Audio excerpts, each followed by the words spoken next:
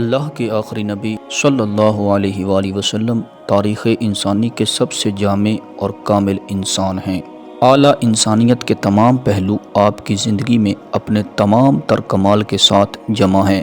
آپ نبی اور رسول ہونے کے ساتھ ساتھ داعی، مصلح، مدبر، قائد، خطیب، امیر ریاست، منصف، استاذ، مرشد، الغرض زندگی اور معاشرے کے ہر پہلو کے اعتبار سے رہنما ہیں۔ یہی وجہ ہے کہ آپ کی حیات طیبہ میں انسانیت کے ہر پہلو کے اعتبار سے مکمل رہنمائی موجود ہے۔ مسلم کمیونٹی کے دوستوں، میں ہوں محمد مجاہد۔ آپ تمام دیکھنے اور سننے والوں کو السلام علیکم۔ امید ہے آپ خیریت سے ہوں گے۔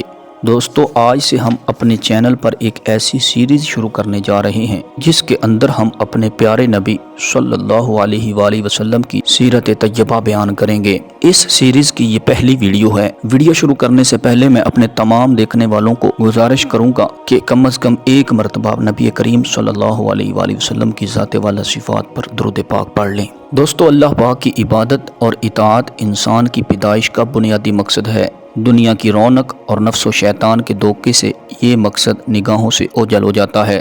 اس مقصد کو یاد دلانے اور انسان کو سیدھی راہ پر چلانے کے لیے اللہ کریم نے مختلف زمانوں میں کئی انبیاء کرام بھیجے۔ انبیاء کرام انسان کو اس کے مقصد حقیقی کی پہچان کرواتے اور اس کی ہدایت و رہنمائی فرماتے۔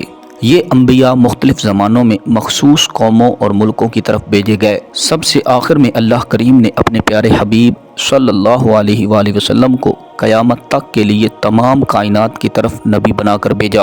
آپ کی آمد سے پہلے گزشتہ انبیاء کرام کی تعلیمات بھلا دی گئی تھی۔ دنیا جہالت کے اندھیروں میں بھٹک رہی تھی۔ کئی برائیوں نے دنیا کے سارے معاشروں کو اپنی لپیٹ میں لے رکھا تھا۔ بالخصوص عرب سرزمین تو بدترین بدحالی کا شکار تھی۔ ظلم و زیادتی، فحاشی و بے حیائی، لڑائی جھگڑا، جوا اور شراب کی کثرت، قتل و غارت گری، جاہلانہ رسومات، بت پرستی، غرور و تکبر اور جہالت کے بادل ہر طرف تاریکی پھیلا رہے تھے۔